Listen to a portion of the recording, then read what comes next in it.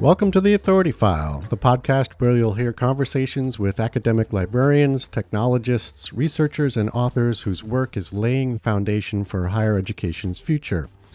I'm Bill Mickey, your host and the editorial director at Choice. If you're new to The Authority File, you can listen to and find previous episodes on all of the major podcast platforms, including Apple Podcasts, Google Play, Stitcher, and on our website, choice360.org. There has been an increasing amount of activity around making the scholarly monograph open access, a significant challenge for a variety of reasons, especially in the social sciences and humanities. Nevertheless, there are a number of projects underway, and one of those is from MIT Press, which dramatically enhanced its open access initiatives last year when, with the support from the Arcadia Fund, it launched Direct to Open, a unique program that aims for long-term sustainability. It relies on a collective action model funded through participation fees that opens new titles from the press and allows term access to its backlist. Beyond that, the model is specifically designed to be adopted, adapted, and scaled by other university presses. We spoke with the press back in March 2021 when Direct to Open launched. For a great primer on how the program was conceived, we invite you to listen to episodes 182 through 185. Here, we are joined once again by Emily Farrell, Library Partnerships and Sales Lead at MIT Press.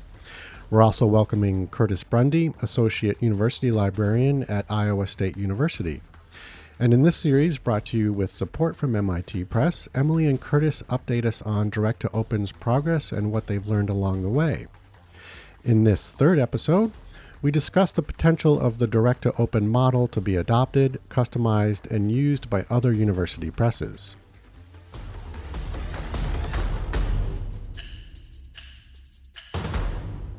I want to pause for a second and just examine the market forces that are driving the adoption of open models for monographs, particularly in the social sciences and humanities. Emily, we'll start with you. What are the key factors here? I think that's a particularly interesting question because monographs broadly and then monographs in the social sciences and humanities, disciplines where the monograph still remains so core to the research endeavor, have been much slower to move to open than journals for a lot of reasons. So it's interesting to see that we are seeing these new models and this development happening now, and why is that in particular? And I think that it does link back to the discussion around the topics of knowledge sharing, understanding, fighting misinformation. That the humanities and social sciences are so core to human knowledge and advancement that it's not just about the sciences, but it has to be a meeting of both these approaches to understanding. And I think that MIT Press is particularly well placed in that regard because we do publish so many interdisciplinary works that are at that intersection of the sciences and social sciences and humanities.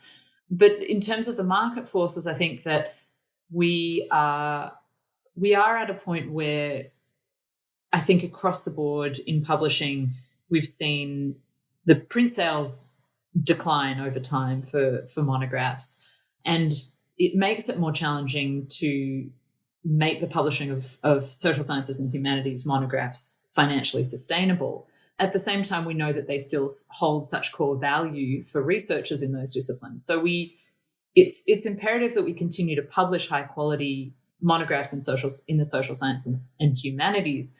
But we need to find ways to make that work coupled with the drive to make the work more accessible. And I think that in these models, in partnering more collaboratively with libraries, in sort of using a more distributed cost model, we do have the potential to do both of those things, to increase access and increase sustainability. Mm-hmm. Excellent. Curtis, anything you want to add to that? It made me think about, I pulled some statistics last week for an internal library meeting about print circulation at our library. And Iowa State is a science and technology and agriculture campus primarily. So social science and humanities are not our areas of strength, although we have a lot of that going on campus. But our print circulation at the library has not plateaued yet. The 10-year drop has been massive. I'd be hesitant to quote numbers here, but it's down, over 50% over 10 years, and it has not dropped. And so when we're sitting here trying to figure out with our budget that is not growing, I'm not going to say that it's always shrinking, but it's certainly not growing. Where is, the value and the impact for these investments? And the print really isn't there. But that's not to say that we do want to withhold support for the monographs in social science and humanities. And I do think from the emergence of models like direct to open, that is a way for us to transition that spend to provide support for publishing this content open across those disciplines. And I was facilitating a conversation earlier today with a couple of anthropologists, and there's a discipline where there's such an imperative to share that content out, because they work globally, they work embedded across these communities that really deserve to have access to this content when it comes out. If they're going to open their doors to these researchers, why should they not be able to read this research? And so I think, there's a lot of different pressure points here to get this content open. But I feel like libraries, with the declining importance of print, it's going to be really important that we have ways to transition that spend over to the open models so that funding doesn't go away. I think that we should keep providing that funding. We just need mechanisms to do so. Mm-hmm. Excellent. Yeah, and I think just sorry, I keep jumping back in again, but to add to that, I think that one exciting possibility to think about in terms of what market forces do and what moving away from or trying to think differently about monographs in the social sciences and humanities does is that, exactly to what Curtis was saying, there's the possibility of publishing things that are just not working under a market model. Right now, so many presses choose not to publish in other languages because they don't see the support for that under a traditional model. You don't see enough unit sales if you're going to publish a multilingual volume or in another language. Could this possibly mean that setting aside those market forces could allow for, publishing in other languages such that the communities that an ethnographer works in, or someone that's doing sort of field work in other languages, that there could be other language publishing that's supported under these new sorts of models that help resolve these sorts of challenges. Mm-hmm. Right. So the one of the beauties of direct to open is that it's not just an OA model for MIT Press to offer to institutions. It's a model designed for other publishers to sell and distribute their own catalogs. Yet, as Rame's white paper details, established or traditional university presses are notoriously difficult to pin down for a one-size-fits-all OA model. So, Emily, I'm wondering if you can talk a little bit about the factors that complicate that participation, not in the sense that other publishers would not do it, but things such as institutional subsidies, operating costs, front and backlist sizes, and so on. What are some of those mitigating factors that make it a challenge for publishers to sort of conceptualize their participation in something like this? For sure. So I think one of the ideas of direct to open and publishing the model in the way that we did in the white paper is that it allows each press to sort of look at their own revenue, look at how they operate, make choices for that work for their own programs. So if you feel like it's too much to make a whole step into making your full front list open, there is the possibility to do it in a more modular way. You choose, say, a subject area, and therefore sort of allow for a testing of the model that feels okay in terms of your general risk aversion approach. I think that there is a real challenge when it comes to getting back to that direct relationship with libraries. so many university presses, in particular, don't manage their own ebook distribution and work through aggregators, and that's worked well. The work that Project Muse has done, which is the result of collaboration of university presses, but it does make deciding to adopt a model like this on your own as a press more challenging. So I think that there is an opportunity there for perhaps an examination of the role that an aggregation center could like Muse could play in coordinating this between presses where they don't manage their own direct ebook distribution and don't have the internal capacity to have the people that can have all of the conversations that we've been having with libraries, don't have the connections and network built up with consortia with libraries. And it's incredibly important, though. Those relationships have been absolutely key to getting us where we've gotten. And it does take a tremendous amount of time and coordination. So I think those are really the central pieces. Okay. I do think that some of I think the great thing about our model being out there, Michigan's model, the Copen project with Opening the Future that Central European University Press and Liverpool are using, it does mean that now there are more options out there.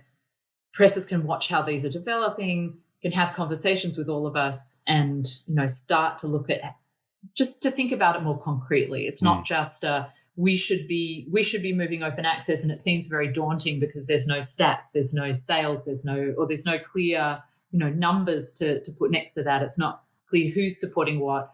We're hoping that us doing this and these other models out there, rather than making it sort of a daunting amount of complexity, that it does actually show that there's got to be a model there that will work for what you're doing, what you want to do, or what you could be doing. And I think that's the most important thing. Great. If I could add just real quick, I think having these examples out here are just so important, and take the De Gruyter University Press project with all of the presses that De Gruyter works with. I take part regularly in the calls that they have with their presses, and again and again and again, they're probably tired of hearing it from me. But what I tell them is, paying for this stuff and it being behind the paywall is of declining value. There are viable open models out here. Look here, look here, look here. Why aren't you doing it? And I think as, more libraries are, raising that expectation with them, I think there will be, more movement. And at that point, the documentation that's been provided by RAIM on exactly how the direct to open model works, I think it will be really, really helpful. Sadly, I think we across the university presses, as I'm starting to understand the landscape, is you have presses that are stable and viable, and they have an attitude, if it's not broke, don't fix it. So there's that excludes some people of wanting to move. And then you have some that are, maybe more, it's a precarious existence for them, and the risk of a bad decision could be existential. And so there needs to be some way to encourage them and maybe it is like an aggregator approach where there's safety in numbers. So there is some cushion for any particular press if they were not to meet their threshold in one year or another. There's got to be a way to get around this. And I think there's growing interest in libraries, more of a more demonstration of the examples that we can actually move these folks to. So I think we'll see more, and that the sooner the better, as far as I'm concerned. Yeah, right. Emily, one thing I wanted to kind of touch on is if you could describe the difference between subscribe to open, which is sometimes used to explain collective models like D2O, and which is something RAIM took care to sort of talk about in this white paper. Why doesn't subscribe to open accurately represent what direct to open does? Yeah, and we have heard that sort of direct to open. Yes, that's subscribe to open for books. Right. And I understand the urge to do that. There's certainly a similar ethos in what we're doing in the sort of collective approach to opening content. But there are some quite substantial differences. And the major one being that we're not starting off with a subscription base that's already supporting the program in the same way. We have, as I said, since 2019, sold book collections, including our front list, on our own platform direct. But it's a subscription approach. It's been a ebook collection purchasing approach.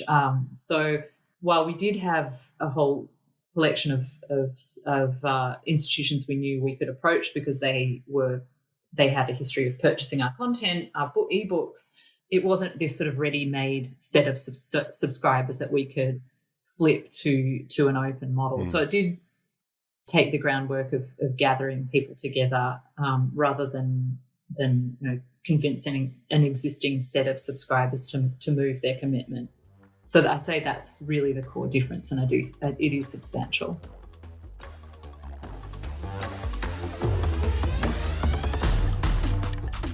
You just heard from Emily Farrell, Library Partnerships and Sales Lead at the MIT Press, and Curtis Brundy, Associate University Librarian at Iowa State University. This 4-part series is brought to you with support from MIT Press. Join us next week when we look ahead at what's next for the direct-to-open model, the importance of consortial deals in open access, and advice for libraries that want to move beyond traditional collection development practices.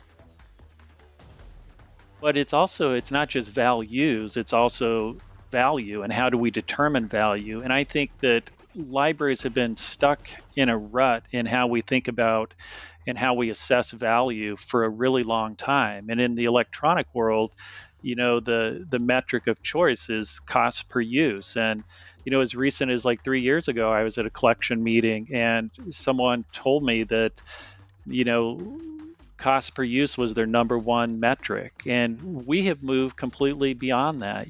Cost per use is not the most important thing. Back to this idea of, are you collecting for the institution, or are you collecting for this broader goal of opening up this knowledge from your institution to the world? As always, sponsorship and advertising for the Authority File podcast are handled by Choice's advertising manager, Pam Marino, and all of our episodes are produced and edited by Choice's digital media producer, Sabrina Kofer. That's all for this week. Thanks for joining us.